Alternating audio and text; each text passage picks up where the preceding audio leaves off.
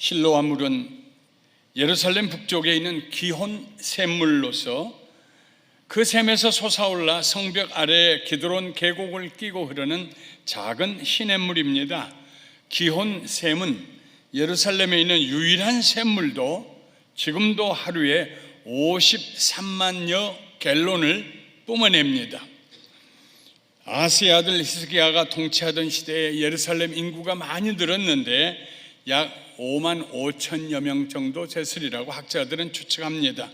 한 사람당 하루에 10갤런의 물을 사용하니까 부족하지는 않았을 것입니다. 실로아의 물은 하나님께서 항상 예루살렘을 보호하고 계신다는 상징이 되었습니다.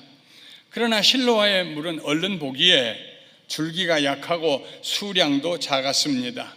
아하스 왕은 실로아의 물보다는 좀 더 큰 물줄기가 필요하다고 생각했을 것입니다. 당시에 가장 힘있고 권세 있는 물줄기는 아수르였습니다. 그래서 아하스는 아수르 왕이 점령한 아람의 수도 다메섹을 방문했습니다. 그 다메섹에서 아하스 왕은 아수르의 왕이 세워놓은 우상의 제단을 보고 우리 예루살렘에 있는 제단도 이렇게 만들어야겠다 싶어서 그 제단을 그림으로 그려서 예루살렘에 보내고, 그리고 예루살렘에 솔로몬이 지었던 성전의 제단은 북쪽 구석으로 밀어버렸습니다. 예루살렘 성전에, 하나님을 예배하는 성전에 우상을, 제사들이 우상을 섬기는 그런 제단이 세워졌습니다. 성경에 보면 아하스가 예루살렘 구석구석에 우상의 제단을 만들었다고 기록하고 있습니다. 실로아에 천천히 흐르는 물을 버리고 아수르의 장이란 큰 강물을 따라갔던 것입니다. 흔히 줄을 잘 서야 한다고 말합니다. 아하스 왕은 아수르라는 대제국을 의지했습니다. 하나님을 섬기지 아니하고 아수르가 섬기는 신을 섬겼습니다. 아무리 생각해 보아도 소용돌이 치는 국제 정세에서 살아가기에는 실로아에 흐르는 물이 너무 약하다고 느꼈습니다.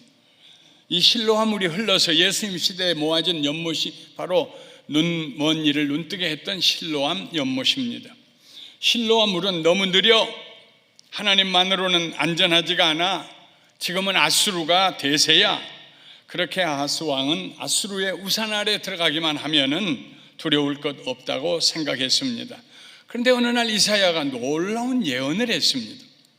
그러므로 주 내가 흉용하고 창일한 큰 하수 곧 아수르 왕과 그의 모든 위력으로 그들을 덮을 것이라. 그 모든 골짜기에 차고 모든 언덕에 넘쳐 흘러 유다에 들어와서 가득하여 목에까지 미치리라. 강물이 잔잔하게 맑은 강물이 흘러가면 좋지요. 장마가 져서 그 강물이 탕류가 되고 언덕을 넘어서서 사람 살고 있는 주거지와 농경지를 덮으면 그건 재앙입니다. 너희가 아수르를 믿느냐? 아수르가 큰 강물이라고 이 실로아는 믿을 수 없는데 실로아의 물은, 아수르의 물은 믿을 수 있다고? 하나님은 의지할 수 없는데 아수르의 신을 의지할 수 있다고? 그래, 그 아수르의 강물이 범람해서 너희들을 덮을 것이다, 목에까지 차오를 것이다 하는 말씀입니다. 실제로 이 예언은 아하스 왕의 아들 히스기야의 때에 그대로 이루어졌습니다.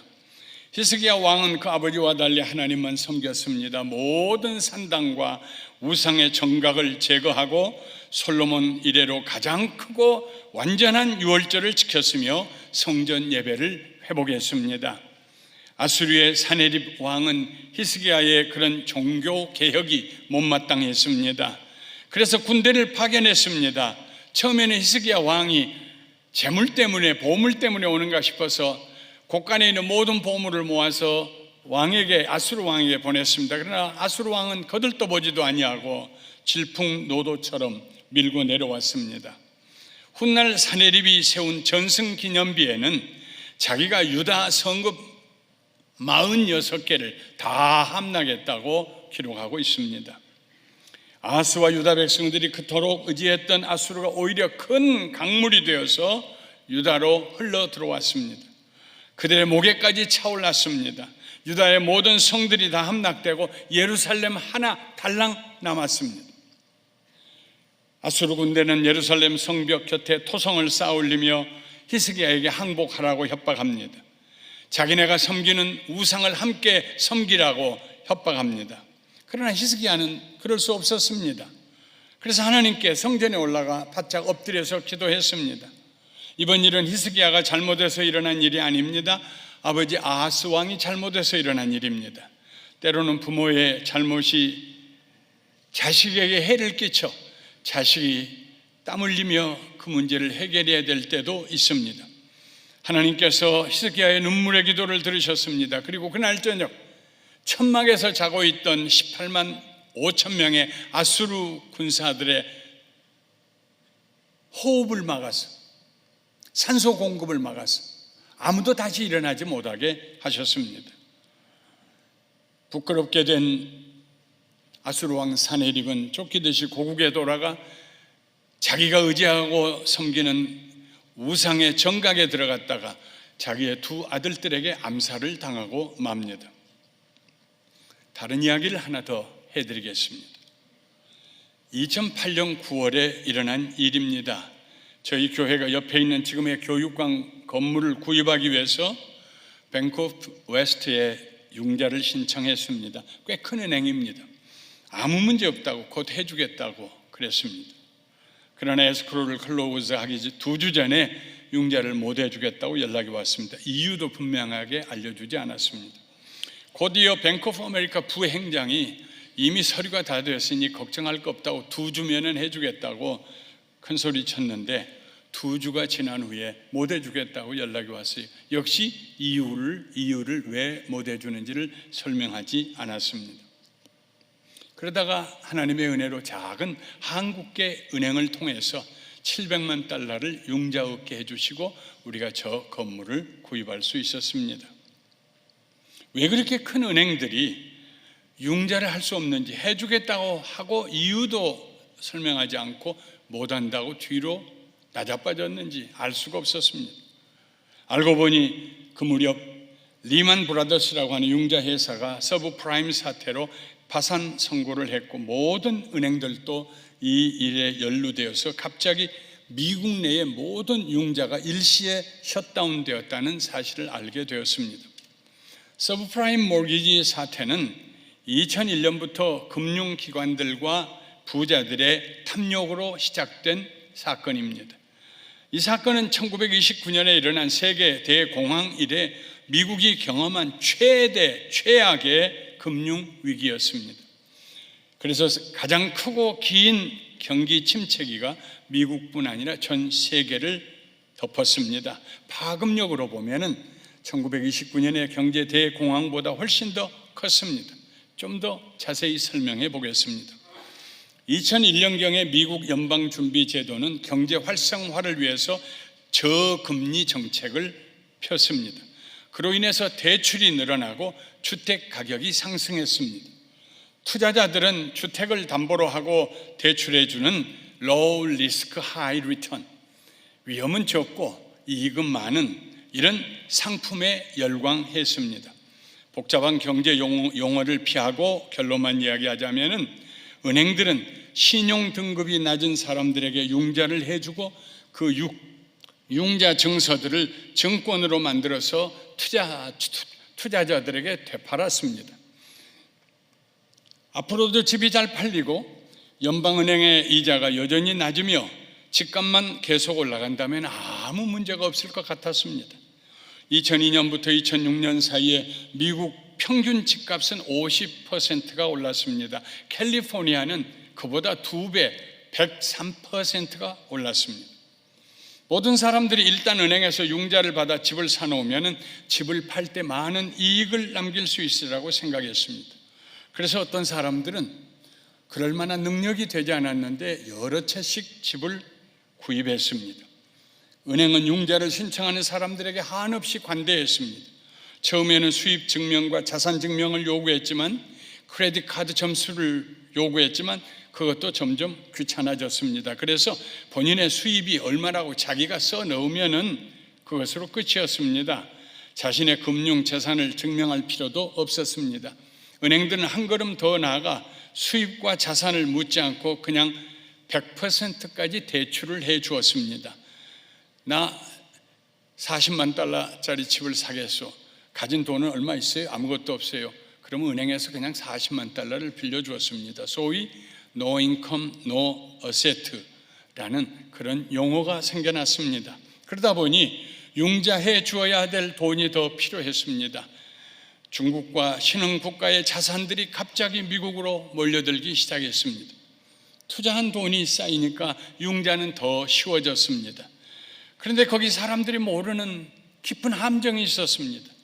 사람들은 낮은 변동금리 이자의 기간이 지나면 상환액이 3배로 늘어난다는 사실을 모르고 있었습니다. 알았더라도 그때 가서 재융자를 하거나 집을 팔면은 이익을 남길 수 있으리라고 가볍게 생각했습니다. 거의 모든 사람들이 이 함정에 빠졌습니다. 그러다가 2007년에 상황이 바뀌게 됩니다. 2006년에 미국 주택시장의 거품은 최고조에 달했습니다. 경제학자들은 그 당시의 거품 현상이 제 가격이 아닌 부풀려진 가격이 1억 달러도 10억 달러도 100억 달러도 1000억 달러도 아닌 1조 달러도 아닌 2조 달러에 이르렀다고 추산합니다. 언제 시작되었는지 모르지만 사람들은 주택 가격이 너무 높다는 것을 의심하기 시작했습니다. 더 이상 집을 사려는 사람들이 없었습니다. 집이 팔리지 않으니 집값이 떨어졌습니다. 모든 일이 도미노처럼 진행됐습니다. 변동금리 기간이 그때 끝났습니다. 낮은 신용등급으로 주택담보대출을 받았던 사람들이 세갑절로 뛴 모기지를 감당할 수가 없었습니다. 서브프라임 대출을 받아 내 돈이 아닌 은행 돈으로 주택을 사신 분들은 가볍게 주택을 포기했습니다. 집값이 대출금보다 더 떨어진 소위 깡통주택이라는 용어가 생겨났습니다. 수많은 주택들이 은행으로 줄줄이 넘어갔습니다. 뒤늦게 위기 상황을 인식한 투자자들이 급히 자기네 돈을 빼내갔습니다. 은행은 공황 상태에 빠졌습니다. 이를 시작으로 대출 증서를 기초로 만든 투자 상품들은 모두 휴지 조각이 되고 은행들은 부도 직전으로 몰리며 달러 가치가 하락하고 미국 경제에 큰 금이 가기 시작했습니다. 마침내 2008년 9월 다량의 주택담보증권을 가지고 있던 리먼 브라더스 회사가 파산하고 간판을 내렸습니다. 그러면서 미국의 경제에 의존하고 있던 나라들이 경기 침체에 빠졌고 전 세계적인 불황이 시작되었습니다. 그때가 바로 저희 교회가 미국의 두 큰 은행에서 융자를 얻으려고 하다가 거절당했던 시기입니다. 애써 모은 돈으로 집을 샀던 많은 서민들이 까닭을 모르고 집을 잃게 되었고 고통을 당하게 되었습니다. 설상가상 실업률은 수직으로 올라갔습니다. 직장 얻기가 하늘의 별 따기처럼 어려웠습니다. 큰 회사의 매니저급의 사람들이 작은 회사의 말단 사원으로 들어가려고 500장, 600장의 이력서가 모여들기 시작했습니다. 은행들은 나라에서 구제금융이라도 받았지만 눈물을 머금고 집을 은행으로 넘겨야 할 서민들은 누구의 도움도 받을 길이 없었습니다. 결국 2조 달러의 거품은, 그 돈은 누군가 가져갔겠지만 그 돈 손해보는 사람들은 서민들이었습니다. 융자가 막히자 많은 회사들이 문을 닫았습니다. 사람들의 삶이 피폐해졌습니다. 마치 강물이 목에까지 차오르는데 걸어 나오려고 발버둥을 쳐도 발끝이 강 바닥에 닿지 않는 그런 두려운 순간이었습니다. 우리 교회에도 그때 고통당하신 분들이 여러분 계셨습니다. 오늘 저는 두 이야기를 나누었습니다. 하나는 아하스 왕이 하나님의 은혜를 저버리고 아수르 왕을 의지하다가 그의 아들 히스기야 때 고통당했던 이야기입니다. 다른 하나는 15년 전에 우리들이 직접 경험했던 서브프라임 사태 이야기입니다. 이 두 이야기에는 공통점이 하나 있습니다. 그것은 바로 인간의 탐욕, 욕심입니다. 탐욕은 하나님 한 분만으로 만족하지 못하는 자세입니다. 마음속에 자족이 없는 상태입니다. 마치 밑 빠진 항아리처럼 그냥 무엇이든지 내가 가지려고 하는 그런 자세입니다. 하나님 외에 다른 것들로부터 도움을 얻으려는 자세입니다. 그래서 탐욕이 들어오면 하나님을 떠납니다. 성경은 탐욕은 우상숭배라고 이야기하고 있습니다. 세상 사람들이 하나님을 버린 것이 아닙니다. 그들은 애초에 하나님과 아무 상관이 없었습니다. 하나님의 백성들이 하나님을 버렸습니다. 천천히 흐르는 실로와 물을 버리고, 이 말은 과거에 그 물을 좋아하고 그 물을 마시며 살던 때가 있었다는 말입니다. 그런데 지금은 하나님의 은혜를 잊어버렸습니다. 과거에 출애굽의 은혜와 광야의 은혜와 젖과 꿀이 흐르는 가나안 땅의 은혜를 경험했던 사람들입니다. 그런데 그 은혜를 베푸신 하나님을 잊어버리고 떠났습니다. 더 물줄기가 센 다른 길을 찾아 나섰습니다. 하나님과 함께 가기를 포기하고 그릇 행하여 각기 제 길로 달려갔습니다. 그러자 삶의 위기가 다가왔습니다. 감사하게도 아수르를 의지하다가 깊은 물에 빠진 유다 백성들을 하나님께서 버리지 아니하시고 구원해 주셨습니다. 아수르라는 큰 강물이 유다 백성들의 턱 밑까지 차오르게 되었을 때 하늘로부터 소리가 울려 퍼졌습니다. 임마누엘이여, 그가 펴는 날개가 내 땅에 가득하리라. 임마누엘은 하나님께서 우리와 함께 하신다는 뜻입니다. 하나님께서 그의 날개를 펼치시고 그 강력한 날개 바람으로 강물을 물러가게 해 주셨습니다. 하룻밤새 18만 5천의 아수르 군사를 하나님께서 다 제거시켜 주셨습니다. 그리고 그 교만한 사내립 왕이 자기 아들들의 칼에 암살당하게 하셨습니다. 하나님은 지금도 우리와 함께 하십니다. 하나님은 세상 사람들의 눈에는 가늘고 천천히 흐르는 실로와의 물처럼 보이겠지만 믿는 사람들의 눈에는 광대하시고 능치 못하심이 없으신 하나님으로 보입니다. 그러므로 우리는 우리의 삶을 내 속도가 아니라 하나님의 속도에 맞추어야 합니다. 하나님의 임재하심을 의식하며 살아가야 합니다. 하나님께서 말씀하셨습니다. 오직 여호와는 그 성전에 계시니 온 땅은 그 앞에서 잠잠할지어다. 하박국 2장 20절 말씀입니다. 이 진리를 깨달았던 다윗은 곤란할 때 이렇게 노래했습니다. 나의 영혼이 잠잠히 하나님만 바라며 나의 구원이 그에게서 나는도다. 인생을 살면서 꿈을 꾸는 일은 참 행복합니다. 그러나 모든 꿈을 다 성취할 수는 없습니다. 원하는 것을 다 가질 수도 없습니다. 우리가 욕심에 사로잡히면 반드시 나타나는 현상이 있습니다. 조급함입니다. 조급하면 평안을 잃어버립니다. 균형이 깨집니다. 조급하면 하나님께서 하시는 일들이 너무 느리게 보입니다. 기도해도 즉시 응답이 없다고 원망하기 시작합니다. 오늘과 같은 시대에 하나님 말씀은 너무 비현실적이라고 마음에 교만이 들어오기 시작합니다. 그래서 우리는 천천히 흐르는 실로와의 물을 버립니다. 그리고 우리의 욕심을 충족시키기 위해서 잘못된 방법들을 사용합니다. 탐욕에 사로잡히면 영혼육이 지치고 가까운 사람에게 깊은 상처를 입히며 결국에는 후회스러운 삶을 살게 됩니다. 성취 동기가 중요합니다. 뭔가 이루려고 하는. 그러나 그것이 다는 아닙니다. 무엇을 성취하느냐보다 더 중요한 것은 어떻게 사느냐입니다. 어떻게 사느냐, 그 중요한 질문에 대한 정답은 하나님과 동행하는 것입니다. 어떻게 하면 우리가 탐욕에서 벗어날 수 있을까요?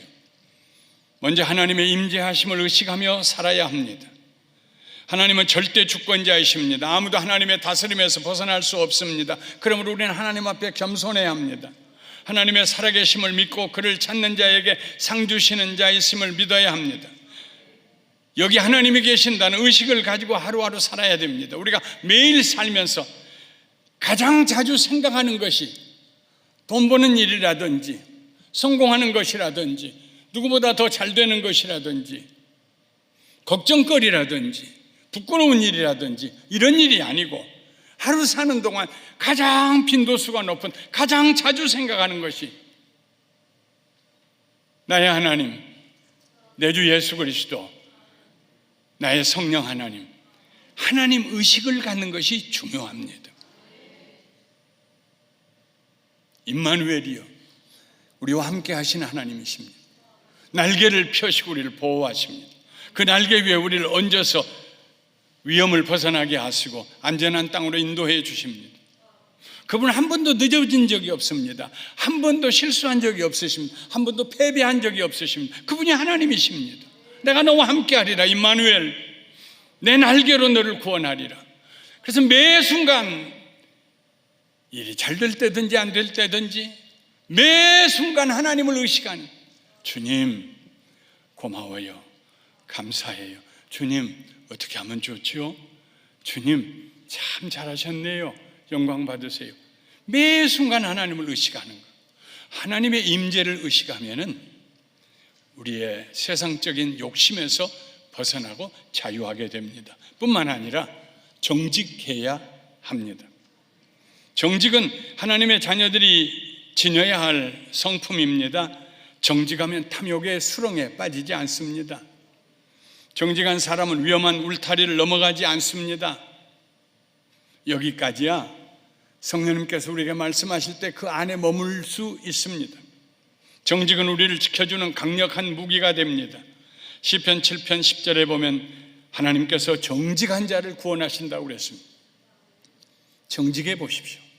조금 손해나는 일이 있더라도 정직해 보십시오. 세상의 재물이 우리를 구원하지 못합니다. 인간관계가 우리를 구원하지 못합니다. 하나님이 우리를 구원하십니다. 나가서 탐욕에서 벗어나려면 자족할 줄 알아야 합니다. 주신 은혜에 만족할 때 우리는 건강하고 아름답고 가치 있는 삶을 살 수 있습니다. 자족하는 삶에 기쁨이 있습니다. 물론 우리는 무슨 일 하든지 열심히 해야 됩니다. 대울 열 마음심, 뜨거운 마음으로 열정을 가지고 충성스럽게 일해야 합니다. 그러나 궤도를 벗어나면 안 됩니다. 우리에게는 여러 가지 궤도가 있습니다. 하나님께 예배드리는 궤도가 있고요. 그래서 예배 시간을 소홀히 하면 안 됩니다. 요즘 저는 금요일 저녁에 와서 예배드리는데 얼마나 은혜가 되는지 모르겠어요. 여러분, 금요 예배를 다시 회복시켜 보세요. 일주일에 한 번 주일 예배 드리는 것보다 금요일 저녁에 와서 한 번 더 찬송하고 예배 드릴 때 우리의 믿음이 새로워집니다. 가정이라는 궤도가 있습니다. 좀 천천히 가도 됩니다. 너무 팽이처럼 빨리 돌려다가 궤도를 넘어서 우리 아버지가 우리를 사랑하시는가? 내 남편이 나를 기억이라도 하는가? 가정을 위해서 자기는 열심히 살았는데 궤도를 이탈해서 가족들에게 마음의 상처를 주어서는 안 될 것입니다. 하나님께서 주신 생명, 하나님께서 주신 기회, 하나님께서 공급해 주시는 지혜와 능력을 누리며 천천히 살아도 됩니다. 사실은 그것이 가장 빠르고 안전한 길입니다. 조금 적게 소유해도 됩니다. 우리의 삶을 부유하게 만드는 요소는 물질이 아닙니다. 하나님의 은혜입니다. 자족하는 마음. 빙점이라고 하는 유명한 NHK의 소설로 당선되었던 그 소설을 쓰신 삼포능자 아야코 여사, 그분이 그 소설을 쓰던 그 가게를 보면서 소설을 썼어요. 손님들이 엄청 많이 왔습니다. 근데 대각선으로 있는 다른 가게, 똑같은 가게인데, 일상용품을 파는 가게인데 손님이 없어, 사람이 안 가요. 어떻게 하면 좋을까? 저기는 안 가고 나한테 많이 오니까 좋다고 생각하지 않았습니다. 하나님께 기도했습니다. 참 믿음이 좋은 그런 작가였습니다. 하나님 지혜를 주셨어요. 그래서 자기네 가게를 1시간 먼저 문 닫았어요. 그러니까 왔다가 물건을 못 산 분들이 다 그 가게로 갔습니다. 그래서 축복을 나눌 수가 있었습니다. 사시다가 내가 땀 흘리지 않았는데 어떤 재물을 얻게 될 때 한번 생각해 보십시오. 내가 얻는 이 재물 때문에 눈물을 흘린 사람이 있을까? 하나님이 내게 넉넉히 주셨으면 내가 이것으로 하나님 마음을 가지고 선한 일 해야지.